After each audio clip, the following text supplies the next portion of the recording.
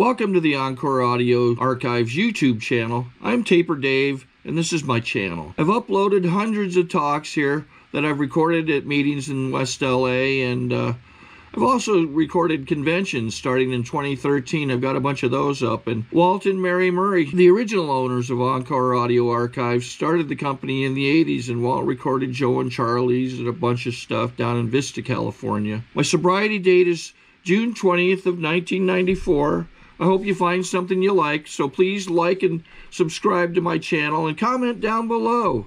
If you want to hear something that I don't have or that you don't see, I'll see that I get it. Anyways, take care and have a great day if you want to. Hi guys, my name is Candy Finnegan and I'm an alcoholic. It's weird up here. No wonder I was never a performer. I'll watch this because, boys, I was just telling somebody if I can hear my own voice, it's a good day. Thanks, George. George is one of the boys. My husband's in a home group, and I have to hear about the boys every Wednesday night. And George is one of those special people, and Irish, so you can't go from George O'Hagan to Candy Finnegan and not know something, you know. I'd like to wish you all Happy New Year. I'd like to welcome the newcomers and happy birthday to all the special birthdays. My story is kind of just the same as everybody else's. I just think it's more fascinating since I lived it. I'm from Kansas. And in case you wanted to know, I know those three strange guys and that girl named Dorothy and that small dog really well, personally. And I actually grew up just blocks away from the Yellow Brick Road. And if you're ever in Wichita and happen to go through the airport, that is Emerald City.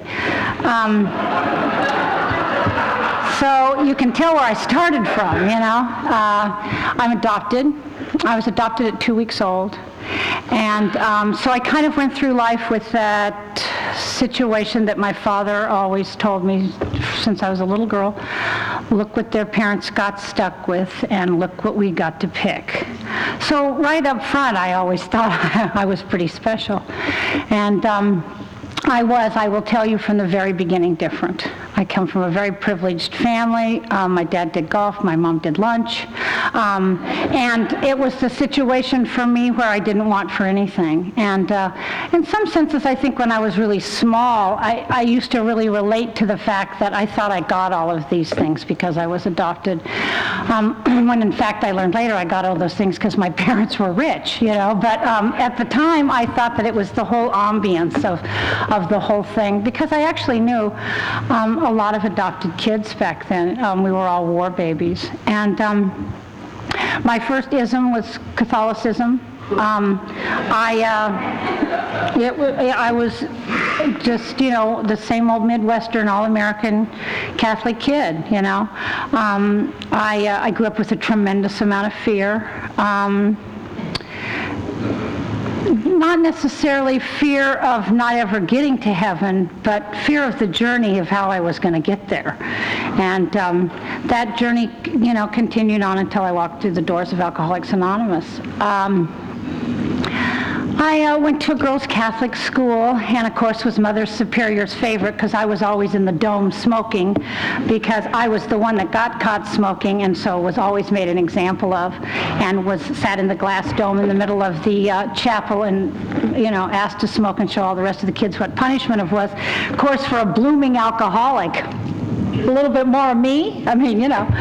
So, but strangely enough, I kind of went through life always with a kind of an elbow in everybody's ribs, and even though it would hurt, they would always laugh.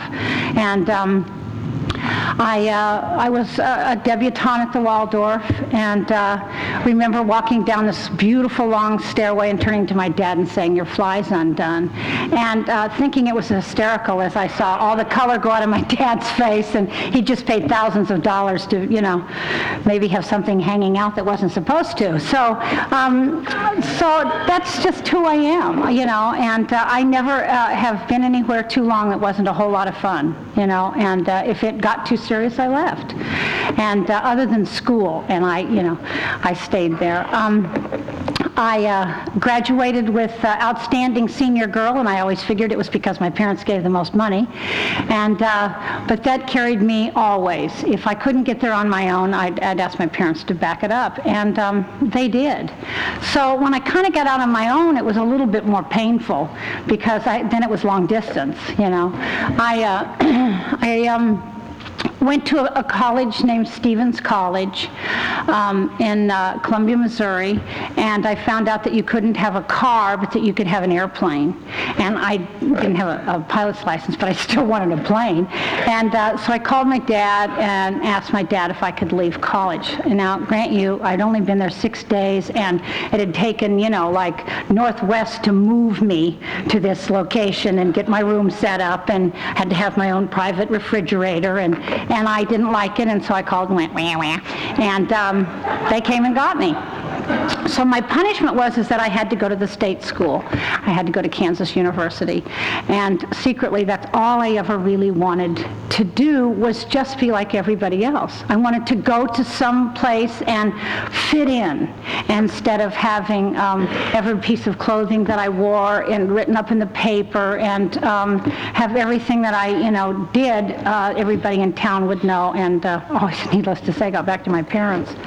And so I thought, oh my God, I can just be one of the gang, and it took a lot of time and a lot of energy and a lot of drinking to get me to feel like I was just one of the gang. It wasn't necessarily that I always felt like I was better than, but I always felt like I was different than, and I didn't exactly know why. I guess about this stage is when I kind of started drinking, not a lot, but I drank to match my dress. That was an important duty at the country club. If I had a pink dress on, I'd have a pink slipper. If I had a green dress on, I'd have, something that was minty. And, I never liked pineapple really well till I was older, so I didn't wear yellow much. Didn't wear brown, didn't know about Kahlua, or I'm sure I would have. So it was that situation with me where, I remember getting my first cocktail dress, lucky for me that I thought, God, they even name dresses after drinking. Proud. And so it was kind of always in my head, it was going around that, that I always kind of gravitated into something that would make me feel better and make me feel as I was part of. The first 3 months of my freshman year, I met this cute guy. So cute. And he was a basketball player. He was really tall. He was big man on campus. He was everything I ever dreamed of. He was democratic. And he was Catholic, so I could at least call and tell my dad that I'd met a nice Catholic boy, as a matter of fact. Little did we know. So, because I had always been real fickle, I'd always really liked guys and really had tons of guy friends, but had always had so many commitments I barely had time to date. It was one of those. I always found the guy to date. I went from like Timothy Patrick O'Connor to Michael Kelly Finnegan. Somewhere in between there is me. So it was like I always went with the big party guys and always stuck to the Irish because I was raised very Irish. And so it was real strange because I remember thinking to myself, well, I should be starting drinking pretty soon, Gosh, I don't drink like everybody else. And so I became one of the guys because I, being Irish, had such a high tolerance of alcohol. I usually left most of my dates under the table, became increasingly bored, and went to the next table that had the beer or the whiskey, get rid of him. So I always kind of fit in with the guys. I've loved sports my whole life. My father was high up in the executive committee of the USGA and golf, and he'd always played sports, and so I just love sports. So I always then decided I would hang out with the jocks, which are the big guys that drink a lot. So I just kind of went through life. I joined a sorority. That was such a mistake, because I heard the fraternities, they drank, but the sororities, they just sat around and chit-chatted, and I didn't do very well with that. So even though I was, fourth generation Pi-Phi, I only lasted just a minute there. The first time they told me to clean the toilet, and my parents were paying my rent there, I thought, I don't really want to do that. I don't clean toilets. And so they didn't like me, and I didn't like them. So I went back to the freshman dorm because I could sneak out of windows and make perfect, pillow people. And and my boyfriend had just been red-shirted. He had mononucleosis, and he was playing in this band. Gee, it was too exciting. And so I would sneak out to go to hear him play because I had to be in study hall because my grades weren't good. And so I just started thinking, that there's another way to life other than, even trying to conform to what the university, this is like, in 1965, and we had to be in at 12 o'clock on Fridays. Oh, it's unacceptable. In at, 1 o'clock on Saturdays. That's unacceptable. So I was constantly in trouble with the Dean of Women, and I ended up really liking her, and she really liked me and related to me, so I never got in trouble. It was another one of those things where I just, because of being, cute, jolly, and drunk, kind of got along with everybody. And I'd always say, come on, just let me go buy you a beer, and okay, So I kind of, one more time, got through everything that I should have been. They never called my parents because they wouldn't want to disappoint my parents, because therefore then my parents wouldn't buy the golden, tickets for the football games. And so it was a vicious circle, but it always seemed to work well for me. I always seemed to just get out by the hair of my chinny chin chin. And so I got really bored, and my dad highly suggested that perhaps I needed a career, the big C word. That was, now we're kind of in, heading into that kind of, the years of perhaps you should have something to fall back on. So he gave me 24 hours to decide on a career. So I said to somebody's older brother who was a dentist, his name was Newt Weiler, and I said, Newt, babe, how's dental school? He goes, oh, you can drink a lot, and there's plenty of pills, and so I said, good, okay, what could I do? And he goes, you could be a dental hygienist. I went, hi, Dad, I'm going to be a dental hygienist. And he said, now let me get this straight. You're going to sit in a chair all day and clean people's dirty teeth. And I said, no, I'm going to be a dental hygienist. And he goes, that's what dental hygienists do, Candy. And I said, well, I'm going to try it.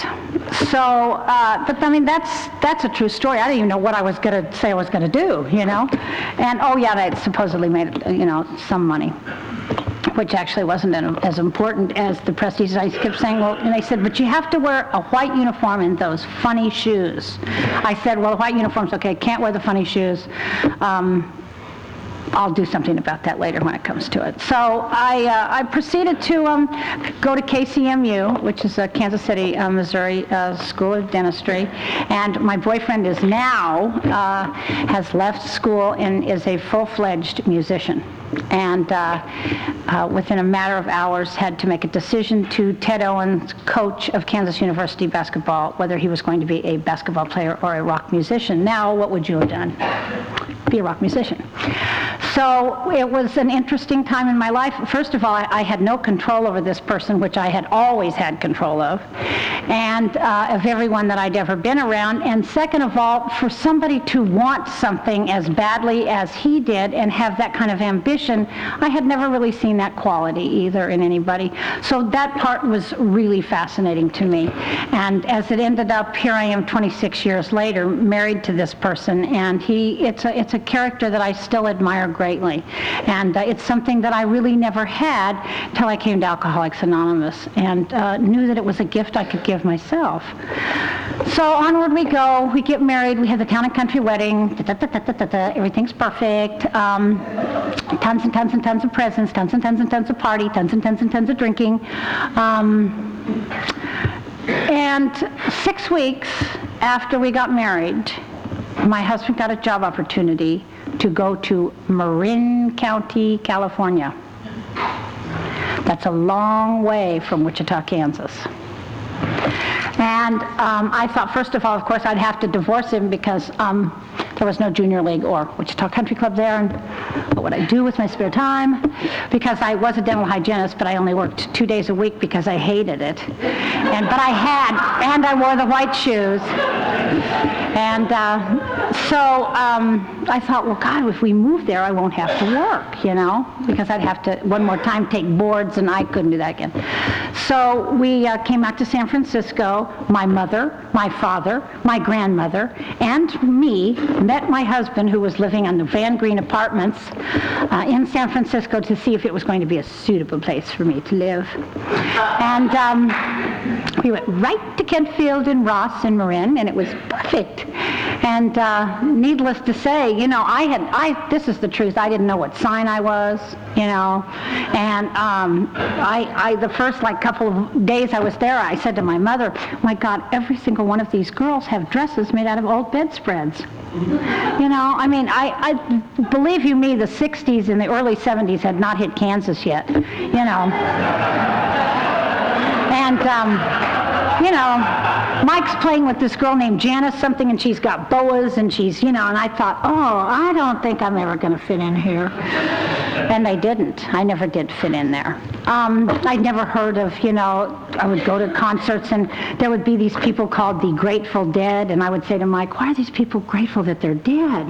You know, I mean, do you have to get like dead to get it? What do they have skill? I mean, I did not. If you would have wanted to talk about the fine art of the, you know, Sistine Chapel, I could do that. But talk about human beings being different. I had been put in this little Jell-O mold and shaken all along my life. You know, whatever house I was at, that's who I became. I had as many houses as I did personalities, and all of a sudden I was on my own. Well, kind of, considering I had my grandmother, my mother, my dad, and I begged my parents to buy just a small summer home out there so I wouldn't have to be alone. And I was alone. I remember driving my parents to the San Francisco airport and driving back and thinking, I don't truly think I can make it. Not necessarily that I didn't love my husband, not necessarily anything else other than I had no idea who Candy was. I had been Bob and Ginny's daughter. I was now Mike's old lady. I had been a Pi-Phi. I had been a junior league member. I'd been this, I'd been that, but there was no me. The inside of me was this shallow little person. And now I was going to have to one more time be the chameleon and get a whole new color skin to be able to match and fit in this environment. And I tell you, I struggled. You know, I had kind of smoked marijuana now and then, but for most of you who are old enough to know, Kansas grew hemp during World War II. So marijuana was growing everywhere in Kansas, and it had no THC in it. So the first couple of times that, you know, I smoked marijuana, it was literally rope. I got a horrible headache and didn't even want potato chips. So, you know, I hit Marin County, and it's, you know, we're all up in Temple Mont Pius taking acid, and I have to tell you, I never took acid. And I'm a control freak. And I just figured that, you know, if I took it and I lost control, what would I think of myself? And, you know, in some senses, that analogy of how I perceived myself saved me. I needless to say, wasn't into, you know, boas and 3 different colors of eyeshadow twirling around on the top of a mountain. So I just figured there wasn't any reason for me to go into it. But there wasn't anybody up there, and it was like 14 years later that my husband, he actually even thought I had taken LSD. And the reason that I told everybody that I did was one more time is because I was so desperate to fit in. And so life went on like this, you know. My husband's career grew bigger and bigger and bigger, and I'd never heard of these people, and I didn't know who they were, and they thought I was really strange because I wore little villager blazers and little socks that matched and little Baswegians, and I occasionally would get and go over the bridge and go to my junior league meeting and then come back and take those clothes off in the car and put on an old sweatshirt and drool and act like I fitted in. And I came away from there after living there for 6 years with actually 2 close friends.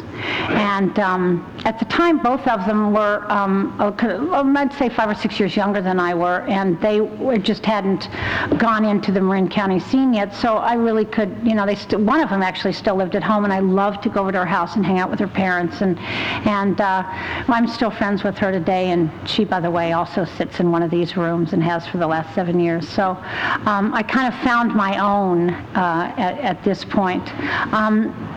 Mike would get on to go on the road for maybe 2 or 3 months, and I'd be at the same airport getting on a plane to go back to Kansas. And I wasn't sure I could ever call any place but Kansas my home. And I've chosen to call Alcoholics Anonymous for almost the last 10 years my home. And I have the same definitive for Alcoholics Anonymous as I did going home. When things would get rough and I wouldn't have anybody who I really could count on, I would always go home exactly as I do. I come to Alcoholics Anonymous. And so life was real hectic back then and real...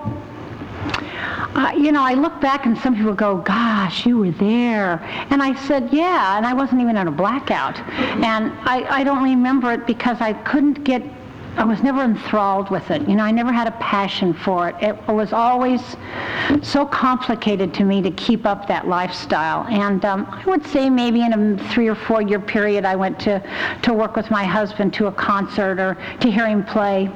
Sorry to interrupt your viewing. Taper Dave here. Just wanted to take a second to ask you to like and subscribe to my channel. Let me know if you like what you're listening. I've got some very good talks here, and this one's a great one. Just curious, do you think this is better than Zoom? Tell me what you think.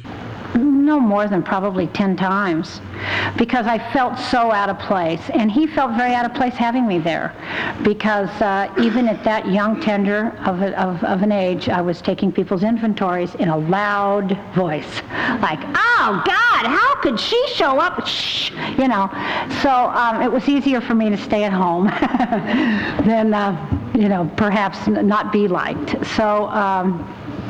In 1976, Mike had another career change and we moved to Los Angeles. And I remember we now no longer had Fords, we had Carmen Gias, so we fit in better. And so I was driving my Volkswagen down the 101 with my husband in a fur coat and both cats tranquilized in the back seat. And one of them liked it, one of them didn't. And made a conscious decision that this time around, as we were driving down, I can tell you almost exactly where I was on the freeway. I said, no matter what it takes, I'm going to fit in. No matter what it takes, I'm not ever going to be this horribly lonely again. And I went at it with great vengeance, like I have everything else in my life. And I started hanging out with the right old ladies, in the right rock groups, and going to the right places, in the right limousines, and the right backstage passes, and the right clothes. And all of a sudden found out I was as miserable doing that as I had been not doing it. So the next thing in front of me, of course, was I started, drinking a lot. I laugh about thinking about me doing cocaine now. I've never had a problem talking. And I think about, me rolling up a dollar bill and putting something in my nose sounding like a pig and talking more. And for many, many months it didn't appeal to me till the first time it came by on a silver tray with a $100 bill. And I thought, well, of course it did. And I got caught up in cocaine, but actually I'm the good old alcoholic that maybe did drugs just so I could, stay up a little later and drink a little bit more than you. I didn't ever need it like I needed the drink. I needed the drink. It was my medicine. And I went from, drinking to match my dress into having brown paper bags hidden underneath my bed that nobody knew about. In 1977, by the grace of God, I gave birth to a beautiful baby girl, whose name is Bridget, and who has just had her 18th birthday. And after that, life got a little bit more complicated for me because now I had to be the greatest old lady and the greatest mother, but look like I was still a member of Junior League and have the perfect house with the perfect color, with the perfect thing, with the red fin, with the door and thing, with geraniums, and so I was pushing it. I was getting a little worn out, but I kind of had everything in control. I was just exactly like it says in the big book. I would only drink white wine with fish and didn't matter that I was drinking tuna at, 7:30 in the morning. I just, I did everything I could to keep my alcoholism under control. And sadly enough, I must tell you, I was the kind of drunk that everybody, when I did finally get sober, they said, you weren't an alcoholic. I drank twice as much as you did. When in fact, I probably had drank a great deal more than they would ever know, because I was a hider and a sneaker and a cheater and a liar like most of us.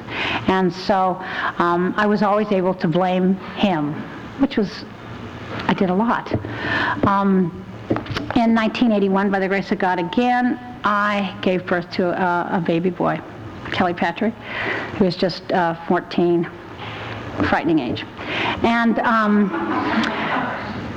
but you know what I've learned now that I've been sober a while, it's so amazing that I never drank or used the minute I found out I was pregnant.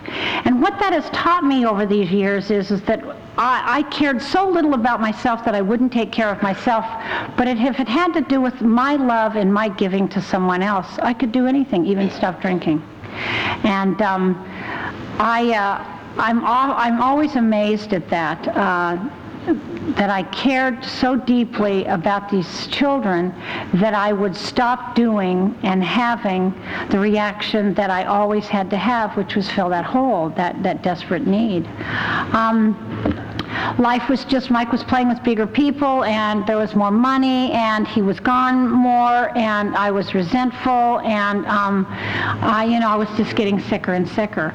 Our marriage was getting sicker and sicker, and our marriage at the end of 1986 was about as violent as you can get, physically,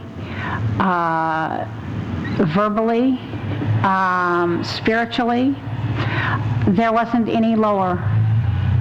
I just can't imagine. I think I was at that crossroads where I was either going to kill him or he was going to kill me, or I would accidentally kill someone else.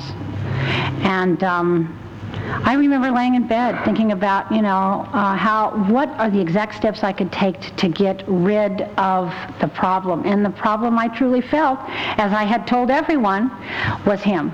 If I hadn't have moved there, if he hadn't have been a musician, if I hadn't have, if he hadn't, if we should have, if he could have, if we wouldn't have. And the fact is that my husband had no idea what shape I was in. He really didn't, because I could just barely pull everything together hours before he came home after being, on tour for a couple of months. And he would say to me, where are all the kids' clothes? And, 3 hours before I'd taken every single, stitch of clothing that was dirty and put it on the side of the house in trash bags. And needless to say, he wasn't going to take out the trash, so I knew there was no, problem of him finding it. And then, I would just go out and buy new clothes. Because it was too much. If it was out of sight, it was out of mind. And it was too overwhelming for me to think that I had to actually clean these clothes and fold them and put them away. And that's what bad shape I was in. On May 1st, actually April 30th, 1986, he came home from a session. I had drank all the Jack Daniels. Not a good idea. All the Irish whiskey. Not a good idea. Done all the Coke. Not a good idea. Smoked all the weed. Not a good idea. And had one cigarette left in the house. And at 4 o'clock in the morning, he wasn't tickled to death with me. And I remember I let out running down the street and got to at the end of I live at the end of a block, and I started running across the park, and I hid behind the only bush that he didn't hit with a baseball bat. And that was my spiritual awakening. That's the truth. That's when I knew that there was somebody up there that cared. And I hadn't been praying for years because I didn't want God to know where I was. I just figured if he heard my voice, he'd go, not you again, You keep asking me for shit. But the truth is that, at that one moment, I had such clarity.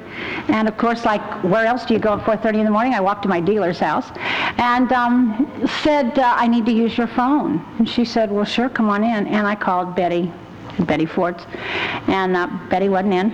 I was even afraid to tell Mike that because I thought, my God, if he knows I'm calling a Republican, But I actually thought Betty might be there waiting for me. And Betty wasn't, and there was a 2-week waiting list. And there wasn't any way I could wait 2 weeks.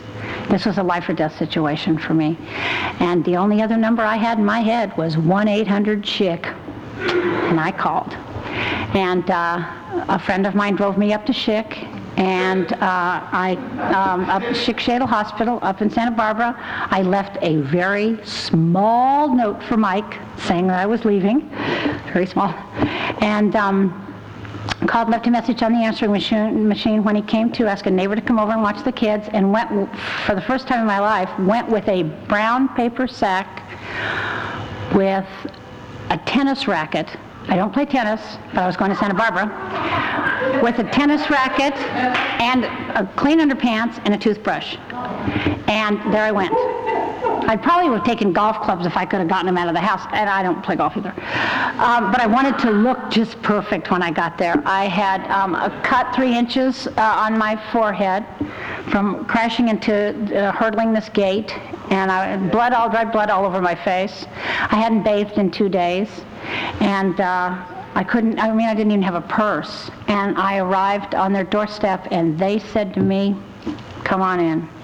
And I said, "You must be kidding." They did they asked me to take off my jewelry, which made me really nervous. But I took off my jewelry and got in little flannel jammies and a little seersucker robe, and for the next 10 days had diarrhea and threw up and thought I was well. It's not a 12-step program, it's a physical aversion program, and it's different. But by the grace of God, the man that was standing up there and looked me in the eye said to me, "I'm a member of Alcoholics Anonymous. I have 7 years. I'm a doctor. You're going to die. Do you want to live? Read this book. Don't say but. Shut up for 10 days and let me help you." And I went, "Oh, okay. Gee." And the first introduction that I had to AA was a panel that came in, and I didn't relate to anything anybody said or what anybody looked like. All I heard is that I wasn't alone. Because I had been in the forum and been alone. I had been in my house and been alone. I had been, for the last 5 years, every place I went, I was so alone.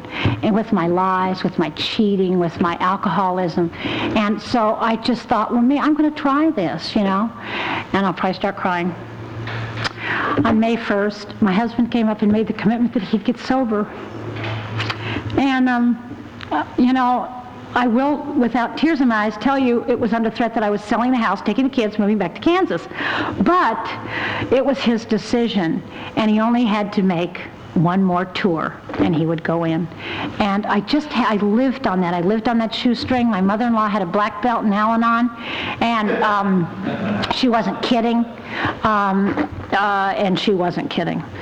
She was 6'1". She wasn't kidding. And I trusted her, and I stayed there, and no one came to pick me up. I got my own ride home. I didn't, Mike came up and talked to the counselor and lied. And I lied right along with him because I didn't know any better. And she kept saying, "I can't help you." And we kept saying, "Well, it's because you don't know what you're talking about and you're not any good at this." And when the fact was, that was when I had a light came through my soul that said, "You are going to make it." And I got down on my knees, and there was a small Baptist choir across the street singing, Amazing Grace, which helped. But I had every single thing that it took. I had everything taken away from me. I was nothing but candy alcoholic. I was in a little room in a little town I didn't know much about, and I had to find myself. And at that moment, I found that being candy alcoholic was all I ever dreamed of being. And I jumped into this thing. I got out, I got commitments, I went to meetings, and in the last 10 years, that's what I've done. One of the most wonderful things that happened to me is I had a really old friend that had been a promoter, and the second meeting that I came to, I went to this meeting called the Musicians Meeting, and it was over in the Valley, and at first it really made me nervous because I'm not a musician, but I thought I was. And second of all, I didn't like that I'm different than, that here's a group of people, that these other people. But as it turned out, that wasn't the way it actually ended up being. It was just my perception. And I stuck around there, and I picked up your butts, I set up your chairs, I read the big book, I don't know why I got so teachable, because I had always been such a know-it-all that I had never been able to sit down quietly enough with myself, my God, and people like you that could really teach me and teach me how to live. And it didn't cost me anything unless I wanted to put a buck in. And I was home, you know, and when I found out it was a fellowship and not a membership, that really sold me, because I just wanted to be part of the fellowship. I just wanted to be a part of, finally, and fit. And so I had about, 60 days sober, a little over 60 days, and Mike went into treatment, and that was not fun. And because I had to stay out of his life, I had to stay out of his program, and God knows I'd been running it for years, or thought I was. And I got to, all of a sudden, Mike was one of these guys that stayed at home all the time and drank, and when he would leave for days, but when he was home for months. And now he's getting up every day and putting on khakis and not wearing Western clothes and putting on button-down collar shirts and going to meetings every night. I called my mother and I said, he wants to be president of AA, and I think he's going to do it, and he went to 3 meetings a day. I wasn't able to make quite the commitments that he was in as far as meeting time, because I, had the kids, but all of a sudden he started knowing where the kids went to school and where we banked. That was an amazing thing. And he started buying new clothes, and he lost 60 pounds, and I started caring about myself, and all of a sudden we were a family. A true, all-American, Ozzie and Harriet family. And it's all I ever dreamed of. It's all I ever wanted. I got the Volvo station wagon. And I thought, by God, if I'm going to do it, I'm going to do it all. And I have been of service since the day I walked into this program, which keeps me well connected with everybody. I love newcomers. I'm one of these people that thinks, my God, if I can sit quietly and listen to a newcomer and what they are going through to make it through day by day, then I'm a blessed woman. I was lucky enough to start a program called the Musicians Assistance Program with a man named Buddy Arnold, and we are referral, and we pay for musicians to go through treatment. I'm also very privileged to be a part of Music Cares, which is part of the Grammys, which is also an affiliation of MAP, and I'm able to reach out and help people who are in my situation, because when I called the music union and said, I need help, they said, there isn't any help for you. We don't have that much problem. The music union. I thought, well, okay, and I've been able to go through a lot. I've lost my dad in the last year and a half, which is, so one of the most painful things I've gone through. And, my mom still asks me if I'm going to that A&A, and she, of course, had a surprise cocktail party for me when I got out of treatment. But it was only wine. There was not an open bar. And, so she kind of gets it, and I understand, and I came from a dysfunctional family, which is okay. My brother's 52 and lives in the basement and speaks 11 languages, and that's okay, It's just like I just never knew that all of this could just be okay, and that I'm just okay showing up in a meeting. I came into this thing so alone, and I'm telling you, I'm sitting in this meeting. I've never been to this meeting before, and I know 10 people. And I'm also proud to say I know the piano player. When he started playing, I went, yo, my God, it's Tommy. But that's who I am today, and one of my husband's very best friends is here. Tom and Virginia and Ron, who are dear friends of mine, came with me. I don't have to do anything alone anymore. I just had to call and say, I'm going to some weird part of town, and I got to speak, and George said, hey, could you come? They said, sure, and so they're here with me because they're a part of Alcoholics Anonymous. And what a great way to spend a Friday night. It was either that or home with the old man listening to hockey. So, looks pretty good to me, I want to wish each and every one of you a blessed, blessed New Year, and may God be with you all. Thank you.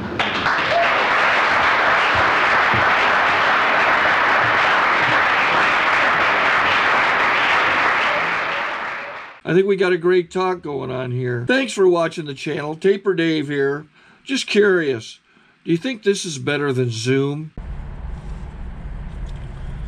Okay, this is how I prepare my drone for launching. I like to do it inside the cab of my truck so I'm not standing outside in the weather. To install the joysticks for control, up and down, right and left, powered on. I have an Android phone that I use to connect it to the drone with. And it's actually controlled through the iPhone, through an app. Oops, wrong way. It's actually controlled through the iPhone, or through this Android phone, through the app. It's actually controlled through the Android phone, through an app, and you connect it through this short connection right here.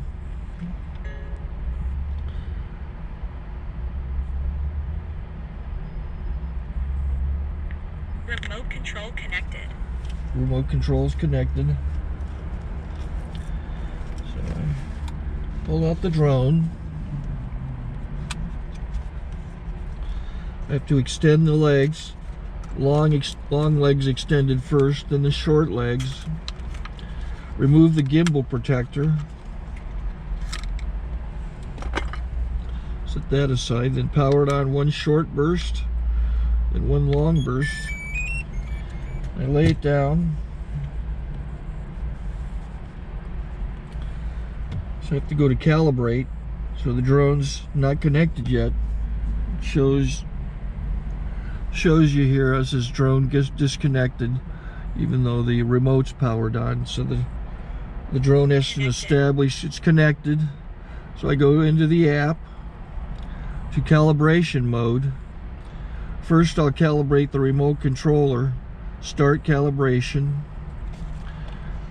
Out, in, oop, out, in, up, down, and then this little wheel is to control the gimbal. So it's calibrated. Go to gimbal calibration, start calibration, and then it calibrates the gimbal.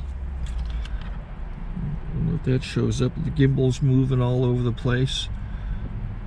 Changes, you can see it on the video. And I'm calibrated to take off. It's acquired 7 satellites at the moment. There are 26 satellites up in the sky, which it has to acquire before you can take off. So it's connected. It's got enough satellites. This is white.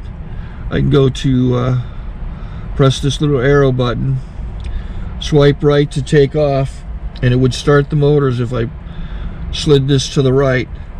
But I'll wait till I get outside. Don't want to do it inside.